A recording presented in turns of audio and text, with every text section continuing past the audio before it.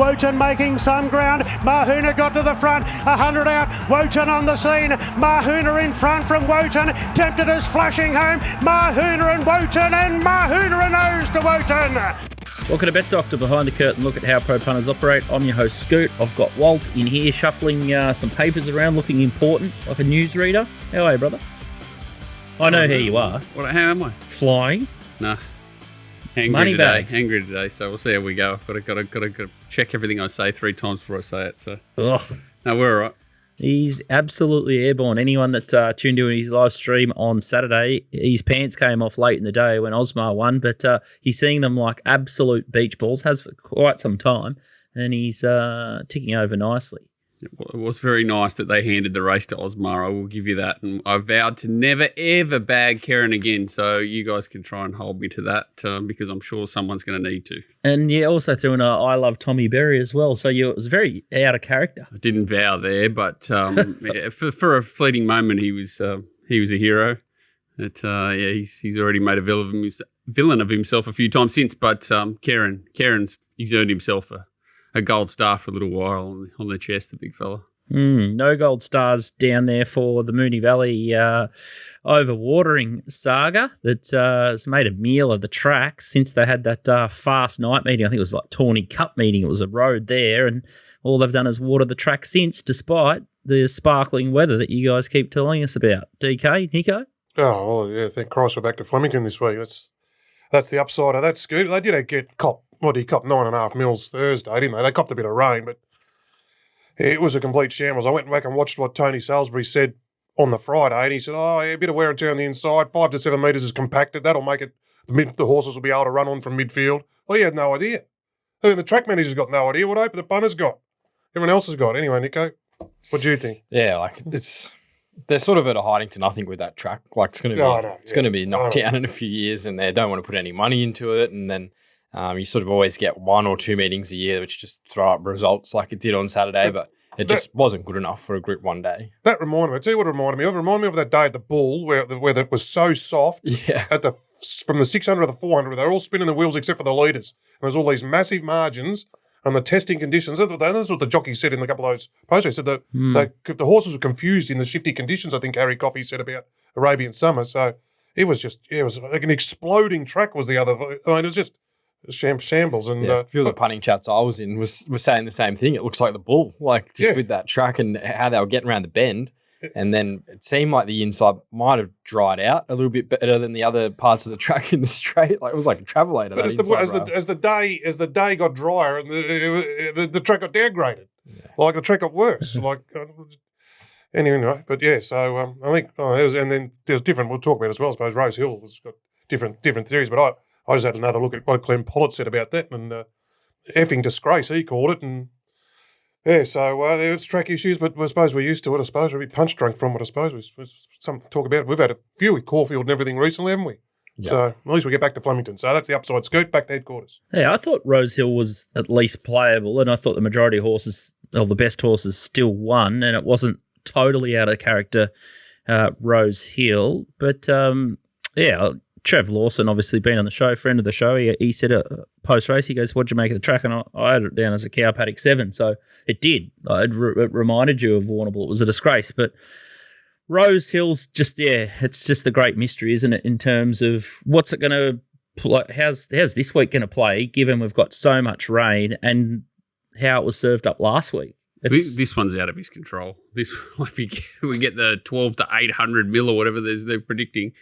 Who knew? Yes, but the week to week's the problem with that. All we want to do is have consistency that we can half try and predict, right? So we need, like after the first race when you have 30 to 1 beats, 80 to 1 beats, 100 to 1 all on the fence, and the thing that was the other one that was on the fence at 25s looked to certainly beat. You had a fair idea that the fence was pretty good, and then so it was very, very pliable from our perspective. Whereas Moonee Valley was that sort of track, like you say, was just completely unpredictable. Act to guide results. Yeah, well, you just can't. You've got. It doesn't matter who or what you are. You've no idea if the horse is going to handle that shifty track. You know, they lose confidence and they're gone. There was only a few horses really impacted. Probably Browser was the worst, and Fangirl, you know, arguably a good thing beaten, but it was maybe he rode it a bit closer on a slow tempo than he would have if the track was fair, and it still gets beat anyway. So I I think it played into the hands of the right horses for them the majority of the day, especially the last race as far as I'm concerned. But no, the track wasn't ideal, but it wasn't that far off what a normal Rosehill would play. It was just because we had the week before where you couldn't go within 10 of the inside that we were like, hang on, now it's back there. So,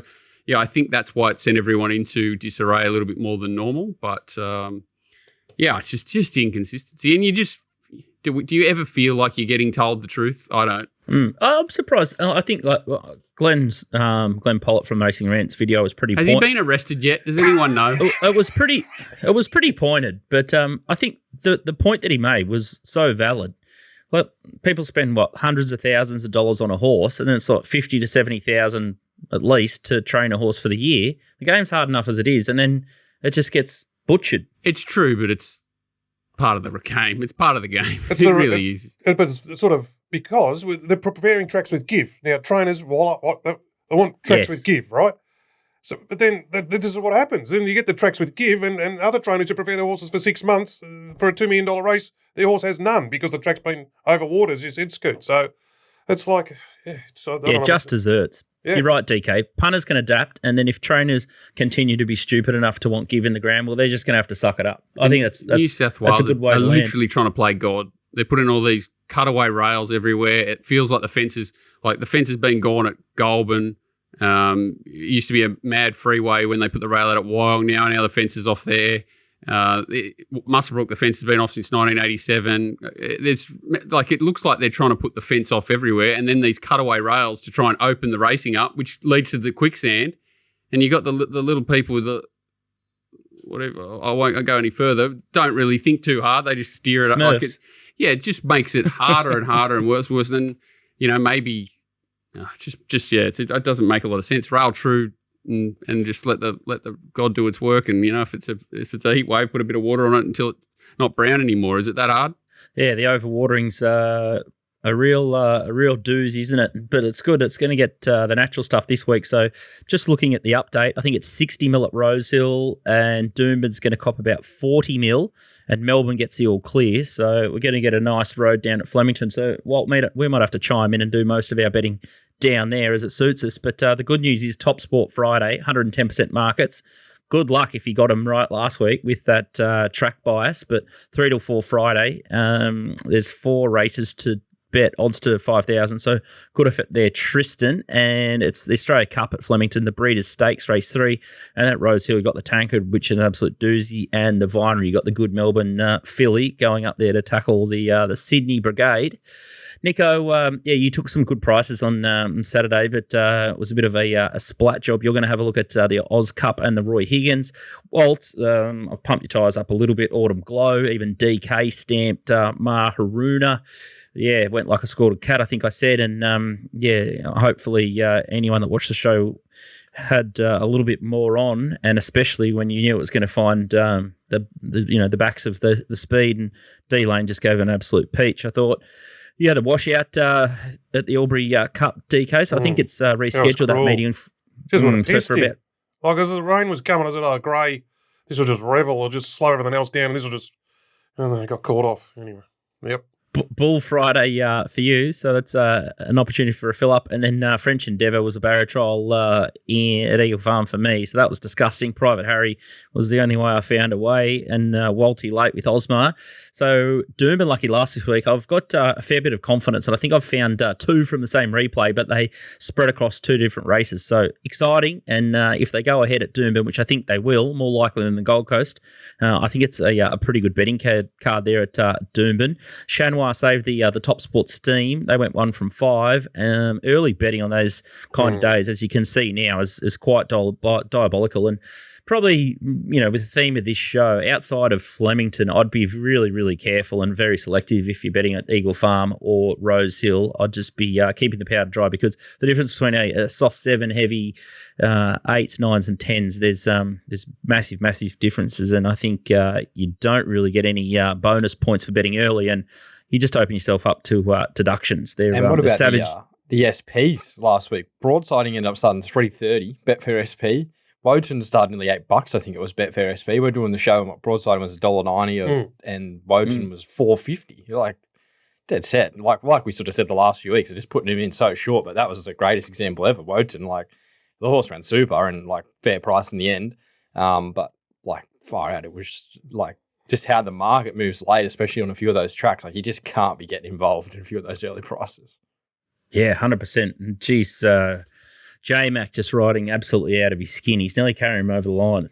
Well, yeah, he always does, doesn't he? You still pick your marks. He's still coming up half his price on 90% of his horses. So, he's created opportunity one way or the other, and he's a bit like Bullock in the country, isn't he? You can sort of tack on that extra length or two. Fangirl was a prime example. You just knew he was going to find a way to get it somewhere there. He was going to try something, and everyone else wouldn't have had the balls to do it. Everyone else is riding pretty much scared in those situations. So he's got a license to kill, hasn't he? And he uses it very well. Oh, everyone's just scared to go within a bull's draw of him. It's remarkable. DK, Warrnambool Friday. Let's have it. It's race 4. It's the Michelin Service Centre. Speaking of getting your tyres pumped up, 2,000 metre maiden, right up your alley. Yep. A Northern Bell is the replay you found here at Terang. And talk us through this one. Yeah, grey out the back in the yellow. I had a drink on it. It ran really well late, kind of got home well late in that Marina when I tipped Marina de Campo on here and it had the own lead. This got home well late, so it had blinkers, love blinkers going on up in trip, but it drew the outside. The blinkers didn't help it. It just ended up too far back in a slowly run race. Jay Allen got a march on this thing in front of Aussies and got home well late. Love the way it found the line. Again, that's 3 starts. It's found the line 3 times. Now, alternative, the blinkers come off. Blinkers, when they go on, can go one of 2 ways at the barriers. They can either help you get out of the gates or you can be grubby out. We've seen plenty of times and they didn't help it. It was grubby out, so they took the blinkers straight off, banging it up to 2,000 metres, which the way it's hit the line, I've got no issues with that. And onto its home deck, and it draws low. It draws 3. Drew 14 there, draws 3. Up in distance, lower draw equals plus map to me. And T. Madden gets back on. T. Madden rode it at Ballarat behind Marina de Campo, so he's already got a feel for it. She's still new, a bit new, does a little bit wrong laying in and stuff like that, so he's a strong European rider. She's had strong European riders on her all 3 starts, but he's got a feel for it. I think that's important. I didn't realise this was such a skinny race when I saw her in because I just want to be on her next start up in trip, so this will just win.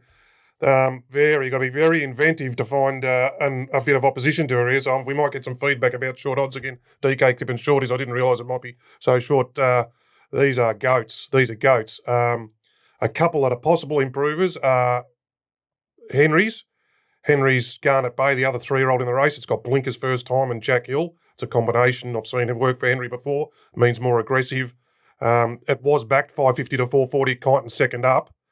Expecting improvement with there. Didn't go at all in the winkers. Now they're trying it in the blinkers. So, you've got to get inventive, but it could improve. Henry gets the blinkers right. And think of Lindsay's. Backs up. It resumed over 1,700 on Sunday at Geelong. And he just, I'll just back it up on following Friday, second up, back up. But does get Jay Fry up in trip. Just had a sort of bit of a clean-up run there. It could possibly improve. But as I said, it's the one. It got beaten 7 lengths at Geelong on Sunday. And it's the thing that's out of all of those horses in the race, finished the closest margin to anything last start. So I think this will just hopefully just win. And hopefully buck figures. So, Northern Bell, Scoot. Warrnambool Race 4, number 9, Northern Bell for Dan Ketchup Kelly. So I'm sure the YouTube comments will be out and about. That's what they call you on YouTube. When you scroll down the YouTube comments, the Ketchup Kelly, they call you. The sauce. $4 or $4 something. I bet no rumours last week because it gets scratched and tomorrow it would end up. Well, I thought it would have been when the rain comes tomorrow. It gets scratched now. I've got to. But anyway, I've been following. It's in at Warrnambool. No rumours. It's in no rumours. He's in later in the card. It's in dry and it's got a hurdle. So I saw it in, but so I think it's obviously a little bit of an afterthought after not getting the run the other day. But and I'd probably prefer it up in trip. It's 2,000 metres again, isn't it?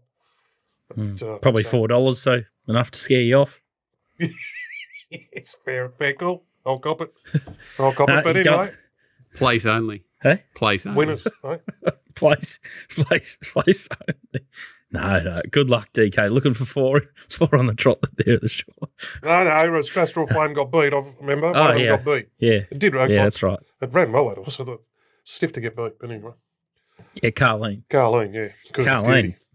poked its bib out for Nico yesterday. That was a beauty. Let's straighten the wheels here and talk about Flemington on Saturday. There's not much wind. That's great. And it's clear blue skies. The first race, I've just put this one in. There's a bit of a spruik about this also. I thought, let's go a little bit deeper. And the race looks like it's red hot. It's race 7. It's the triggering Hong Kong Jockey Club World Tote. Are you with me, Walt? Sprint Classic over 1100. Alabama Lass is a favourite. This is the Kiwi superstar, $2.50. Vestas from the what's his name? Private Harry, the super stallion, the $40 million stallion race, and got the Sunshine Coast form. Vestas, Clint McDonald's absolutely flying, $8.50. Daggers $9. First Settler $10. Gatsby's $10. Winners Edge $13. Amelita is $14, and Rich Dotty $17. And you got Sweethearted, Jasmine Rouge, Gallant Sun, and a few out the gate there. But let's have a look at this Kiwi Spruik horse. And Craig Williams goes on, and that's it there on the fence, controlling.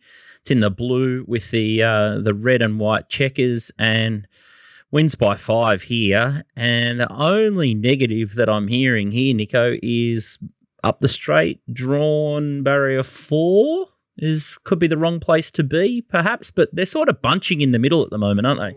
Yeah, with the wins on Saturday, potentially the wider draws are at a more of an advantage. But yeah, it was a huge win. She's a hard horse to really line up. Like, the market's all over her early. That she's been well backed. I've seen a few things on Twitter saying how good she is, and yeah, there's been they sort of stretched her out to I think 1600 in New Zealand, and didn't quite look like she was as dynamic at those distances. That was back to the 1200, I'm pretty sure. And the horses in behind her, from like, if you just watched that replay, I had no idea who they were. They looked pretty steady, but the second horse was Crocetti, who I don't think he was up at his best on that occasion, but Babylon Berlin was in there as well. She sort of ran well when she came to Australia a few years back, so like, it's not like they were a restricted class of horse. Like, they were some of their solid sort of sprinters. So filly that I'm sort of keen to see in the yard, but these New Zealand horses never parade well. They never take your eye. They're just like a different breed compared to what we have over here more often than not. So there is a few horses here. Like, First Settler's been jumping out like a rocket.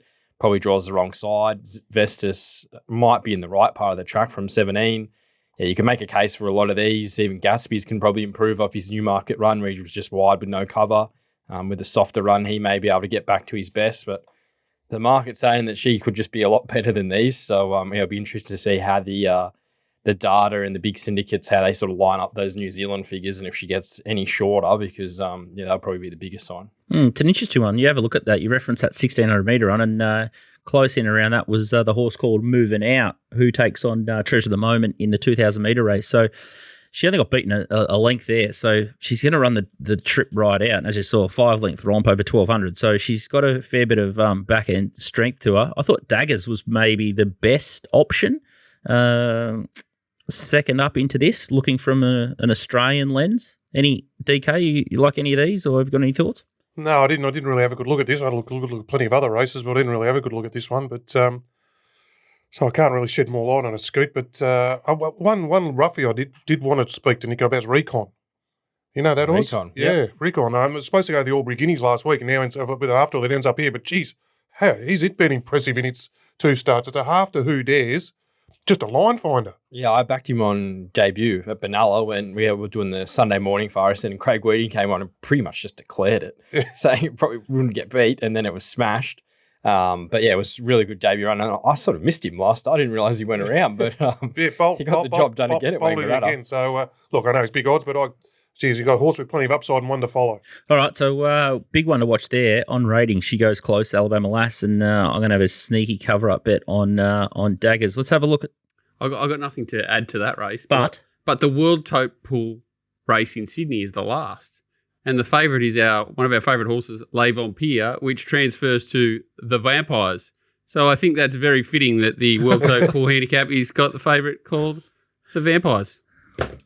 That's my help for Melbourne for this week. Sucking the blood out of the punters. And everything else. Yeah. Outstanding stuff.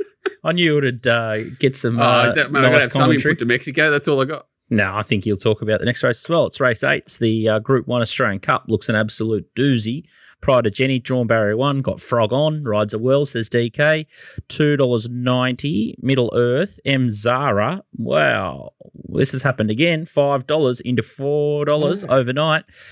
Zardozi, $8.50 into $6.50. Another crunch. That could be Nico. Tissue, $7.50. Light Infantryman, $9.50. And Feroce, $10. Deny Knowledge, $11. Attrition, $41. Shayar, and then Youngworthy, $51. There's a heap of juice on the board. It's 128% market. There's no scratching. I thought for a minute there we're missing one, given some of those. Scratch one, Duke de flux. Where is it? Hey? Why is it not in this race, Duke de They're going to the tanker. It needs further now. Yeah. Hmm? Can't beat the other two. I would have had a horn for it in this race. Stable have got full control of this one, perhaps, but Nico says no. Let's have a look at last start. Zadozi, Pride of Jenny. Nico? Yeah, I thought Zadozi was huge here. Like, there was a stage in the early part of the race where Jamie probably could have sat a bit closer to Boy de Jean, but she was just riding her for this race. So I think she's set to peak here, Australian Cup. She's a great Flemington mare. And in a race where Pride of Jenny potentially could have it served up to her a little bit with Deny Knowledge saying that they're just not going to let her completely just control the race, and they're at a stage in the race they may go up and sort of take her on a bit.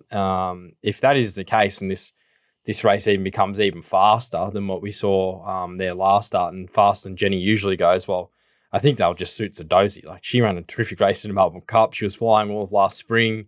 She sort of feels like she's been around forever, but she's only 4 and probably coming back off one of her sort of best career performances in the Cup, I thought. And then, really good return in the Blamey. Didn't have things to suit in the Peter Young. I wish she drew a better barrier. She's going to have to go back.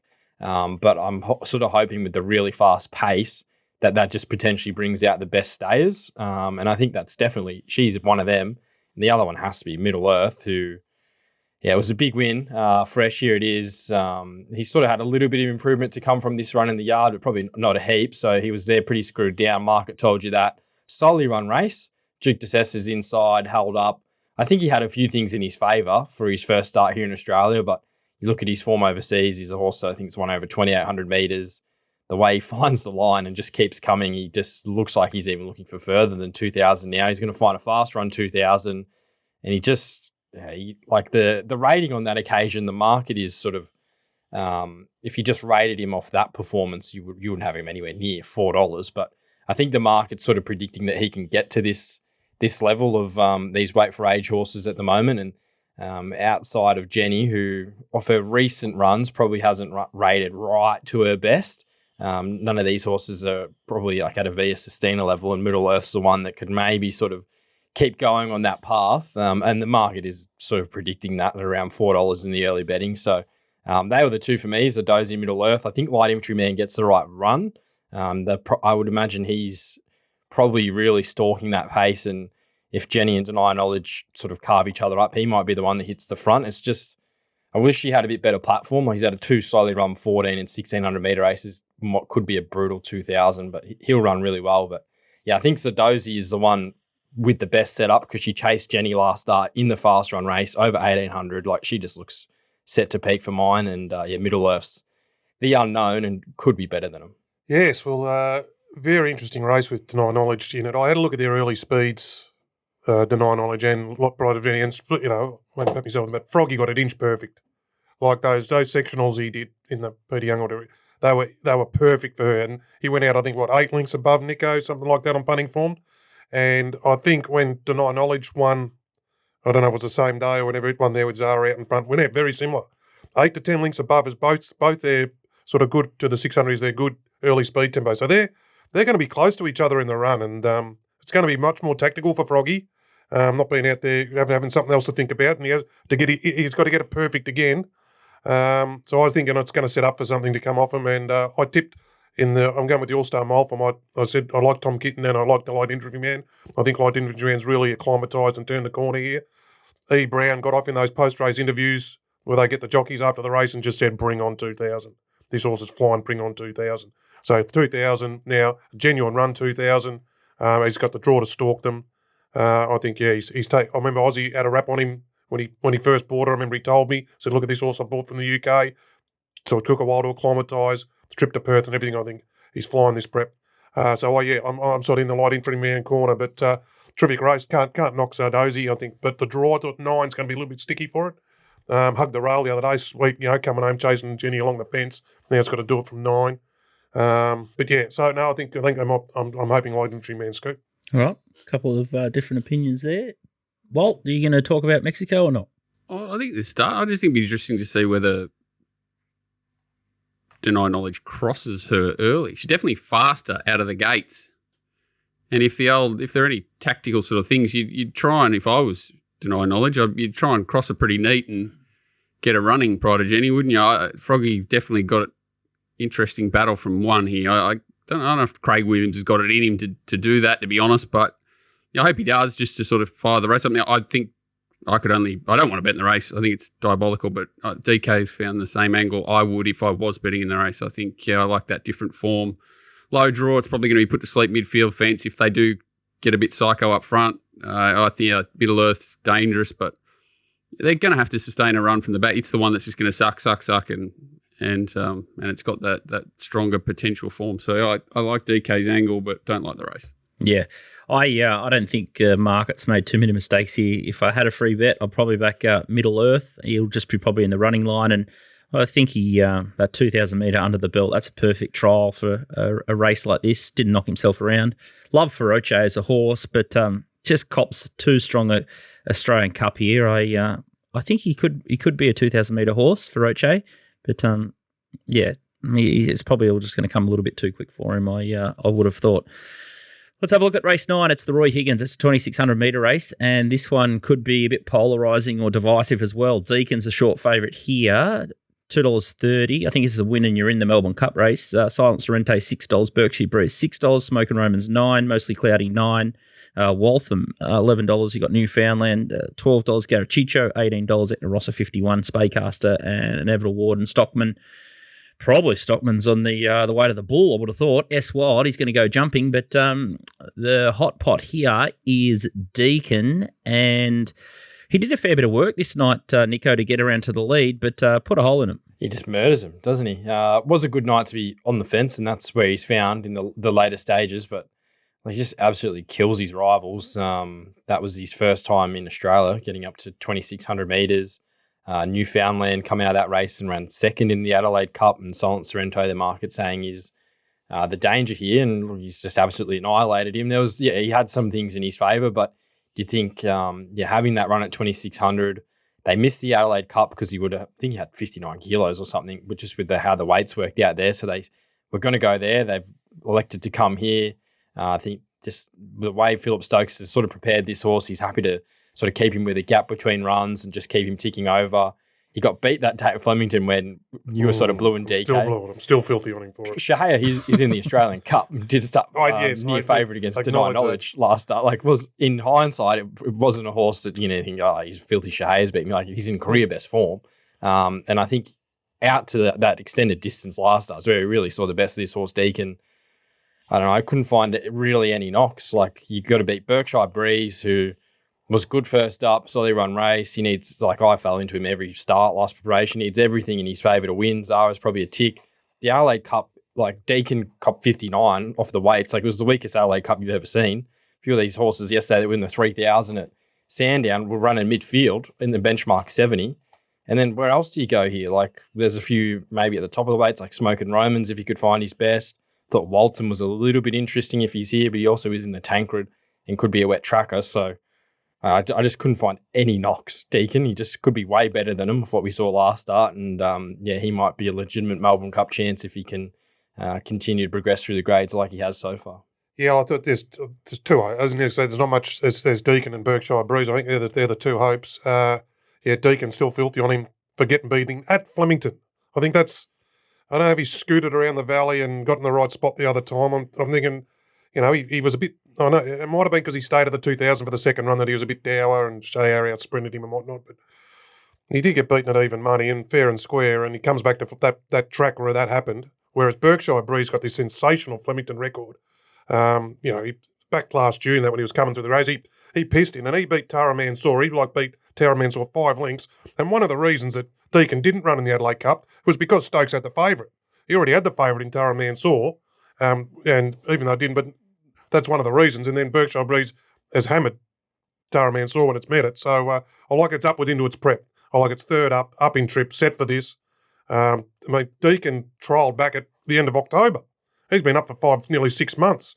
So I just, back to Flemington, I just thought Berkshire Breeze at the price, I just thought with the, Ma aim for the win and you're into the cup. Third up, Zara back on, out to 2,500. I think this has been set for it. And it ran really well. And that last race, I mean, I didn't know what Middle Earth, I didn't know what to do with it in the Australian Cup. And the market's coming, it's $5 into $4. So there's Duke de Caesar. It's finished alongside Duke de Caesar, the Middle Earth, which is $4. And so that form out of that last Flemington race, where it's run really well versus SP, was just another clean-up run for this. That form's going to hold in really good stead, I think. So I will go with Berkshire Breeze, Scoot. Yeah, I doubt that you would have got to this race yet. And I will never. Yeah, the only horse that I'll be adding to my quaddie league, mainly for sanity's sake, is Mostly Cloudy. I was surprised it got so close on the line there last time, and I thought Blake Shin on was a massive positive for it.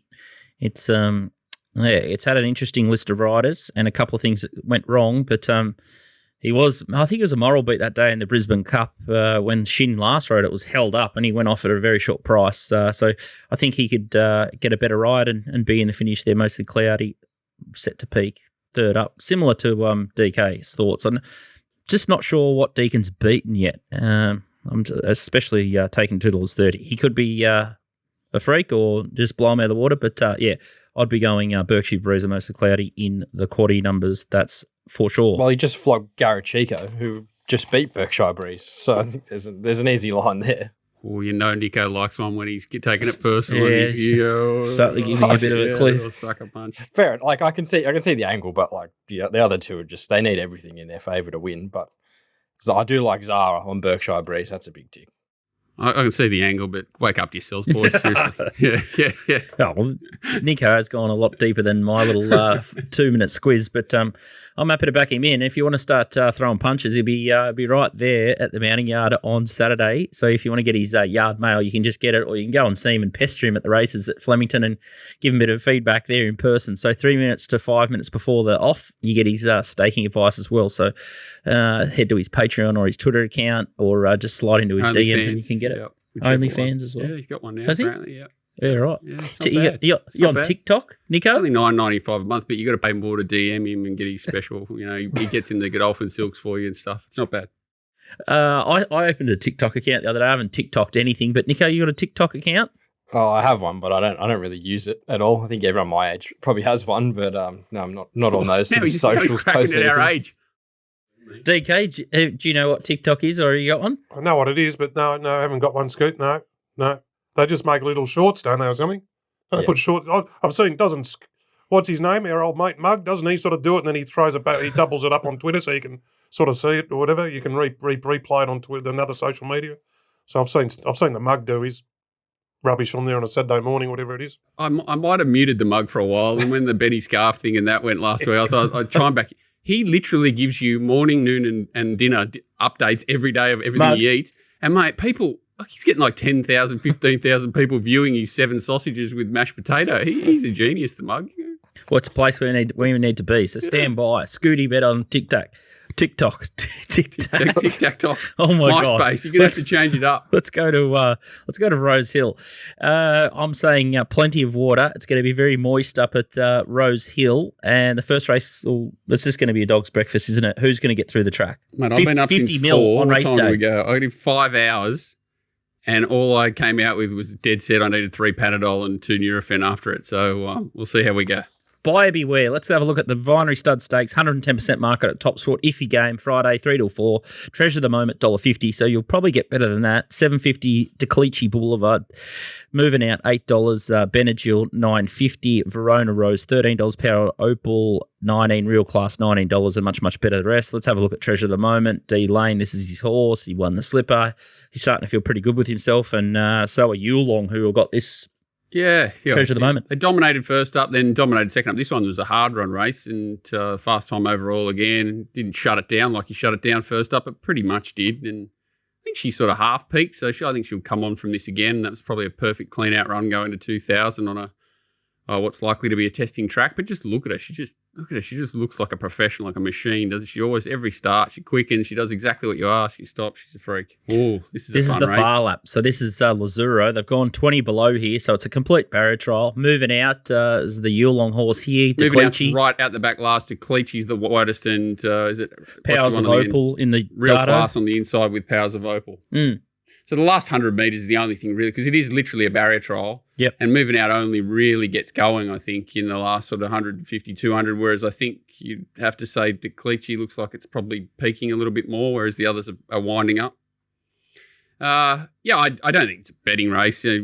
Getting to this sort of track, it's a nightmare. Trish at the moment, clearly I think she's, one of the better horses I've seen come through the system here for a long time, potentially 3-year-old fillies, and she's done an hour fast tempo, slow tempos. Maybe she's not beating the A graders in Melbourne. I think Gay's horse came out and got beat last week, didn't it, at shortish odds? But yeah, there's enough queries here in moving out and real class. Maybe Verona Rose is really interesting. She sort of won a maiden over a shortish course, had a little break, came back 13.50 at Wyong and won from the back, which is not easy to do. Then won the mile race for the fillies at Kembla last start, the Kembla Classic. So, she's really lightly raced and adds a bit of interest and, enough to not want me to charge in at 150. Let's just say that. I can't wait to watch the race. I'm not going to be betting, I don't think, if it hoses down. Heavy track, Nico. You've seen her a few times. Looks like the type. On breeding, it says yes, but what about as a type? She'll motor through? Yeah, I think she'll be fine. Like, she hasn't had any exposure to even heavy ground in jump outs or anything like that looking through, but there's not much of her. Like, all of last campaign, I was sort of knocking her, which became very costly by the end of it. And I thought she returned okay first up, and then she dead set improved like 3 or 4 lengths last start in the yard. Was easily the best I've ever seen her parade. And she's not very big, so I don't think the wet track would really slow her down too much. So, yeah, I'd be sort of not saying it's a negative for her. The other thing is there's no leader, so it's not as if I think she's going to get caught wide potentially and get out sprint or some weird thing to chase. She probably should just cruise to the front, or if something else wants to roll forward, I don't think there's anything there that's overly fast. So, she's never going to get put out of a comfort zone, I wouldn't say, in this race, which is usually the biggest worry, sort of hitting a heavy track and your wheels spinning. I don't think she's ever going to be in that position. So she'll probably just win again. But there are a couple of nice enough fillies that, moving out real class Verona Rose that might be handy over a trip. Well, could Decleechi be the sacrificial lamb? Well, will there be a change of tactics? I don't know. Yeah, it's a bit. I don't think it's got any hope anyway. But you'd think to give it a chance in the race, you'd roll forward, wouldn't you? Yeah, well, I think it's a bit of a fierce going thing too. So it's an easy one to sweep under the carpet. I just can't believe it's in this race. It just doesn't make a lot of sense. But that's why Chris Waller's got 73 houses, 43 race trucks, 712 horses, and 412 million. And I'm you got a pair of twos. I'm living in a caravan park. Yeah.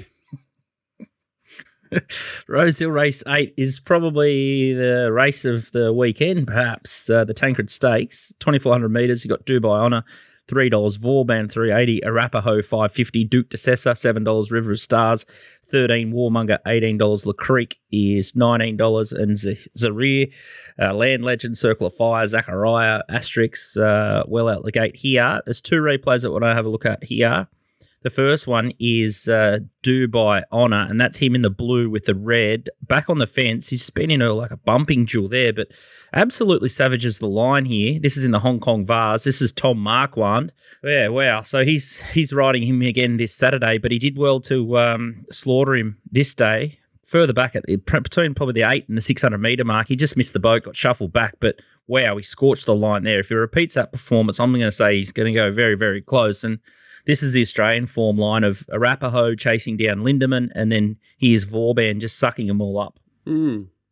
Yeah, interesting, isn't it? And I just still find it hard to line up these UK horses coming off breaks against the horses that we get to see here. It's just our style of racing compared to what they do. But, I'd still got to be with Vauban because I've seen it. You know what I mean? If I think a wet track's only going to help his chances, run under the belt, got a soft draw, he's going to hang right with Duke de Sessa. Dubai Honour's just got to show up and do it out of quarantine, 2,400 metres, heavy track. It's obviously got form on wet, and it's no issue. You can see races well fresh and everything, but I don't know. It's just because I'm a victim of Australian racing, I guess. I like to see it. And Duke de Sessa's in the same boat for me. Absolute wet tracker, isn't he? I still can't get that Caulfield Cup win out of my head. I still think it was the best win I've ever seen in my life. So if he reproduces anything like that, he's going to give Vauban and Dubai on a plenty to chase. There's a couple of weird horses, Isaria and River of the Stars. I don't know what to do with them, to be honest. If they're heavily backed, you've probably got to start to entertain them late. But I think the class is definitely all up the top. There's no knock on Arapaho either. Absolutely loves the wet. You can see there Vauban only just got him late, and it draws to be right in the fight too. So I think it's a great race between the top four, and I'll probably be Vauban, Duke de Sessa, because it's drifting. I know it's weight for age and it's not handicap conditions, but yeah, I just think he's completely and utterly flying Duke de Sessa, and you're going to get $8, $9, $10 maybe. Seems a big price to me. I couldn't agree more. He's the biggest wet tracker in the field, and I think Warmonger's probably a real another wet tracker too. But whether he's just hasn't got the class edge, but that Alicant's form looks okay anyway. Nico.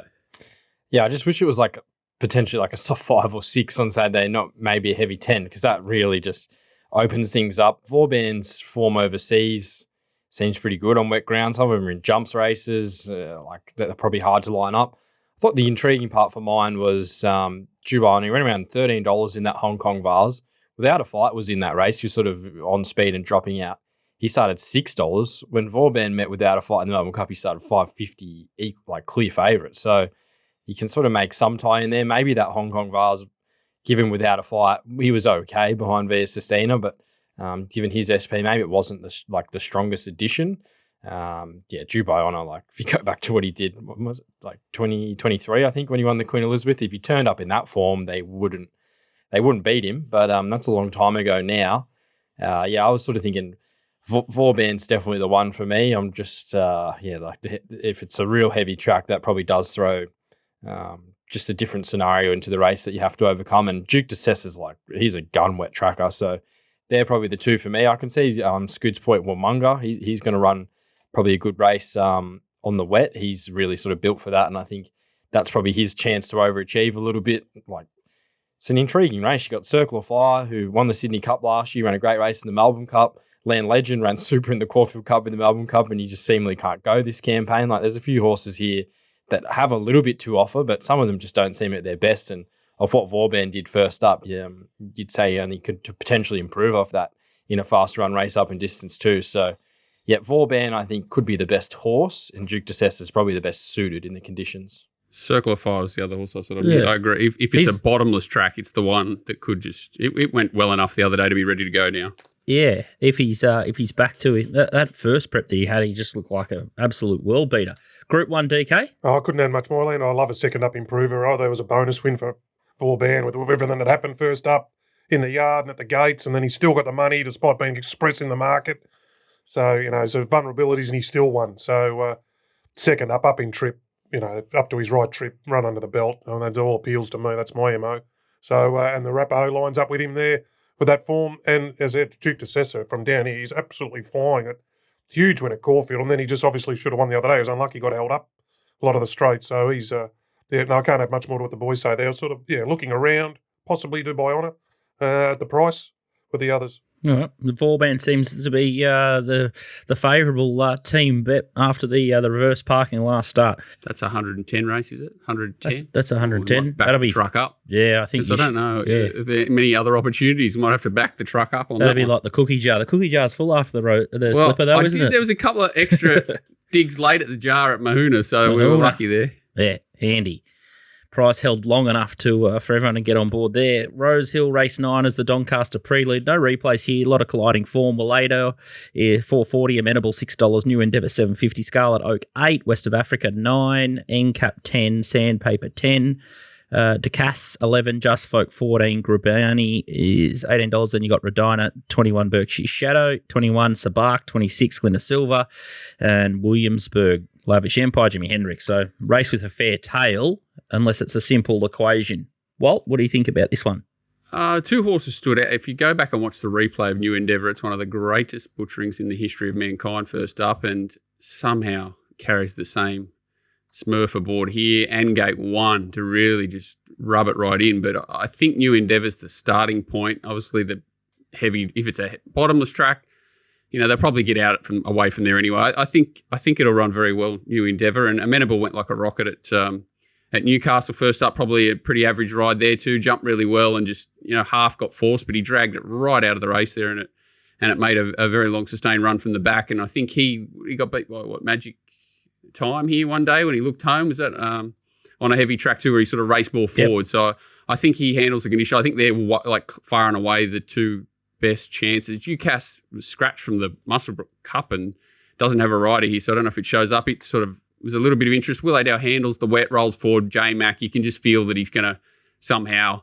get this horse to be thereabouts, but I just can't, like any horse that gets run down over 1,500 by Iona Merck, I can't imagine it holding on in a wet track unless he pulls a rabbit out of his hat and gives it some like insane where he controls and takes off and I don't know, some J-Mac special. But I expect New Endeavour and Amenable to run really well here.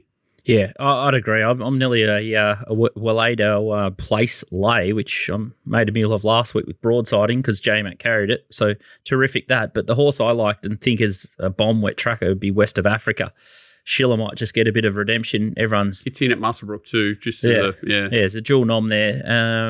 But yeah, I think Schiller might get a bit of redemption after the Briaza one if they can run on. Seems a big price for me, $9 West of Africa. Boys? Yeah, I thought Scarlet Oak, if she's in this race or the Emancipation, we get mine on Saturday just because she's such a good wet tracker.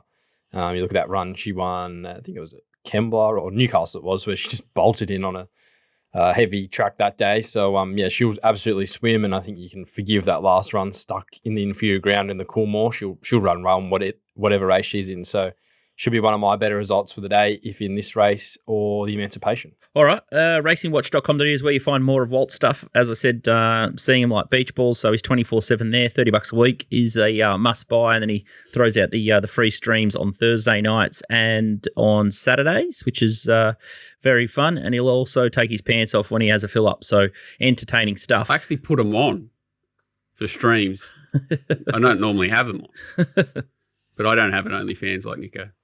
Yeah, I think you need an underwear sponsor. We need to get you in the cotton jocks. Don't think it's good just sitting there all day in the skin tight. I bounce around a lot. I've got to have them nice and firm. No good for you.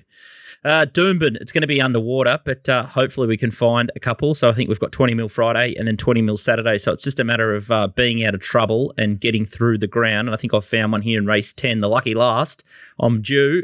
It's the TopSport Open Handicap here over 1350, and the favourite here is Space Tracker at 550, Swiss Exile 650, Heatchote 750, Pizarro 750, Corfe Castle 8, Shah of Goma $8, Kerchak $9, Bow Rumble 11, Irish Songs $19, Nick House Spur 21, and it has a fair tail this race also.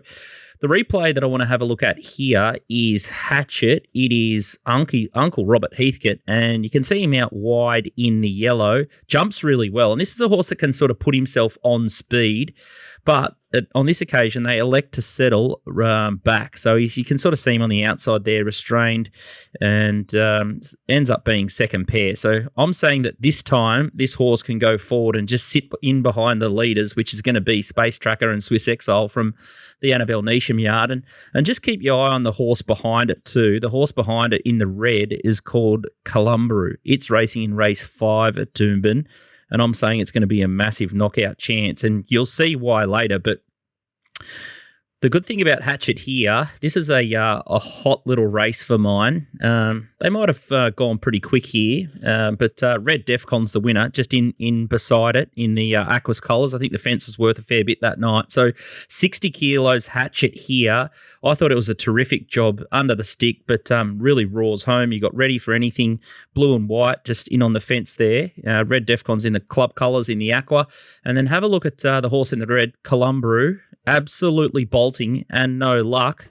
I'm saying it's a Corfe Castle, the horse in the white, is a Gold Coast specialist, and Heatchote just never stops trying, 60 kilos. So he gets the big weight drop to 53, and have a look at that Columbo just absolutely zooming behind it. So there's a lot to take in, and that's a great replay to have a look at because that race is just going to spout winners. It's just white hot form, I think, in Queensland.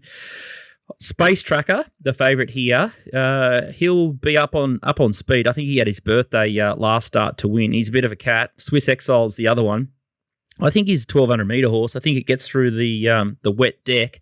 He's got that fall length to Periel on that really wet Sunshine Coast feature day over the 1,200. But 1350's out of limit here. So I think these two horses up in front will set it up for Heatchote, who can just sit behind it and just love that 7 kilo drop to what I think's a real gettable race for it. So it's just going to be a change of tactics here. And there's a few horses here that just don't set up well. And Hatches is bred to swim. He's got some really good wet form in behind horses like Zarastra and things over 1,200, and I just think he's going sneaky good, Heatchote. I think he returned really well, and his only one blemish this preparation was a 6-length defeat to King Kappa, and that day at Doomben it was just a complete boat race. So really keen to take 750 Heatchote here. I think he'll start shorter, and also that little eye catcher is Columbrew, so that's about $8. It finally gets Noel Callow on it. So there's two. So there's race 10 and there's race 5. Back them both, and you'll make money this weekend. I'll be cheering, mate. That's a hard get out. What do you think about Swiss Exile? How do you think it's going? Went okay there at first. It pokes around like it wants to do something, but it's yet to do enough to be confident in it. And its overall strike rate just keeps dragging it back. You want to see more from it to demand backing it, and it just hasn't really given it. It's only won one race, isn't it? Or it's bugger all. I think it's only won one race ever. So yeah. He's run some good races, but doesn't win. And as a rule, those horses are better to be playing around, aren't they? And I thought it'd be just a really good opportunity. So you've got the Cat Space Tracker, who's chinky at 1350 and a leader, and then you got Swiss Exile, who may not go that good in the absolute heavy, and a big career at the distance, but the big players are going to find him because he's dropping back from a benchmark. It's benchmark 94. He's got too Sydney much form. Decent form, exactly, and his first run up here to it's a bit shiny. Express out, yeah. Yeah, so I think we get our opportunity with Heatchote, and I think Robbie Heathcote does some funny things, so I think he'll go forward instead of going back. So high level of confidence, race 10 and race 5 at Doomben, despite the weather forecast. So have a look at that one and see how the scratchings and stuff fall away. But high confidence level, and I hope I bounce back this week. Let's have a look at the TopSport big bets. Last week was 1 from 5 Chanois, and these are a couple for you, Nico and DK. Race 2, number 5, Amazaki, $2.20 at $10 here. So that looks like it's a hot account. That's a partial jobby. It's a debutant of Mars, which I always say the market's the best guide to them. Couldn't have it off its last trial. It had Zoe Waller sitting on it at Caulfield, but the one before with Jay Allen on it, Evoca, was sound, and he's riding it on Saturday. Yeah, I couldn't have it. All right, the next one is race 5, number 11, Helsing, $6.50 at $4. This is an Annabelle Neesham horse. Got the Exanudo form. Yeah, and look, I tipped it last week here on the show, and as a blessing in disguise, it didn't run at Moonee Valley. With how the track was with the debacle and everything there, couldn't have won there. That probably where it was going to settle in the run. So comes here now, draws well, gets Craig. Just a lot of box ticking. It was a better run than Exnudo last time. Exnudo was saving ground through the middle where you had to be, where the place getters, where it was widest, and so I think can turn the tables on Exnudo for sure. Yeah, I was with Nico, tricky race that. There's a few there that they have enough ability on their day, like Immediacy, Muhammad, Nugget, Holy Mans, but they're up in the weights, and these horses, they're down on 54. They're the ones coming up with the lightweight. And he went right back last start. But if you look at the jump, he beat Inzudo out of the barriers. And then they just took him right back. They had to from the draw, but if he sort of jumps as well as what he did on Saturday as he did last start, I've no doubt Williams is probably looking to put him in the first 4. So, he's a horse that looks pretty good, easy to find. It'd be interesting to see the market late there because Inzudo started $5, wins the race. He started like 50 to 1. And now you're probably going to be on a very similar price. So. And he meets Exnudo 3 kilos. I think he was 58.5 down to 54. Exnudo's only drops 1.5. He meets at 3 kilos better. So just another tick. Better rider change too. It looks like rubber stamp job and maybe chips in 5-11 Helsing. Race 8, number 7, a Tissue, a horse that we haven't spoken about here. Strange for you not to speak about it. I tipped it in the Australian Cup last year and got up on the inside, looked like I was coming out to chase Jenny and just couldn't do it. I know Waller's trained her a bit different this time because she he said she peaks late in the prep. She always peaked like late in the 7th run or something. Was the carnival last year. He's tried to get her going earlier in the prep this year, but I just thought just the way she peaked against Chase and Jenny last year, I'm just not sure if that's ideal for her. And this race could be faster run than what she saw last year. She was okay late in the All-Star Mile. It does look like she's sort of set to peak 3rd or 4th up, but yeah, like if she beats me at that sort of price, I'd be happy to lose. Doomben race 2, number 3 is Liberty Park. This is KWT. This is Waller. I think this has got Hawkesbury form or some sort of import. They had a pipe opener in a class from Hawkesbury. No, import. Sorry. And then they've had a pipe opener at Hawkesbury over the 1500, straight to 2000 in a pretty chinky race. I would have thought at Doomben. Is it a camel? This thing? No, I don't know enough about it, to be honest, and haven't looked at this, the race that it's in. But Sydney Horse. It's not usually an ideal sign that they're prepped up in Sydney and then shoot them straight to Brisbane. But Hawkesbury normally measures up to Doomben, doesn't it? I don't know. Maybe over 2,000 it might. Yeah, I'd be having a really good look at that horse before I'd step into it. Danger, I would have thought, if it's going straight up there. And this is race 6, number 4, and this is Johnny Rambo. This is the racing horse? This is the Mr. Racing boys, the boys that gave away, $10,000 free bet last week on Private Harry's. It's not one of their bets, is it? 300, a couple of zeros missing. Yeah, so I think this horse looks right up to it. I think certainly Can's going really good. I'm a bit worried about the second favourite there. Thank you, Henry. I think he might be a little bit used up, but that looks a pretty tough little race, that one. But I'd say he's in the mix there. $8 looks a big price, and you'll know if it's set up because the money just won't stop coming because they're just a massive betting operation. Do it for the content. Exactly. Do it for the content. So good luck to him. All right, there you go. So, I'd be watching John Rambo, and I think he'd probably go close if he stays firm in the market. That's a big wrap for us. I'm just going over to do some boxes at Waller's Gold Coast operation. Probably. Yeah, start sniffing around in the sawdust. Yeah, go and talk to Paul Shaler there about old times when he used to be with Waller. You two could reminisce a bit. Yeah, could be great. Could be great. He's lost the plot up here, boys. It was a matter of time, but it's official. Good luck at Flemington on Saturday, Nico. Hope it all goes well. Yeah, we'll need it. It's going to be the bar cheer. The punters Jim Virginia bar gets shouted again. Yep. Is it? No. And people say, "Oh, it's a copycat." Well, that's good. If Flemington, which is a bit more elitist, can follow John Tanker's lead and start involving the punter, the general public and everything, so I think it's a good thing. So, bars open again if Pride of Jenny gets the money for the punters. Yeah, I think that's a great initiative, and I think anyone down on track at Warrnambool, I think DK's going down for it. So if what is it, a Northern Lass or Northern L? Bell. For Northern L wins Northern Bell. race 4 at Northern Bell at Warrnambool race 4. You'll shout the bar down there too, will you? Millions. Yeah, but no, it need to be bigger odds, I think, for me to be shouting the bar. But no, I'll leave that to the race clubs.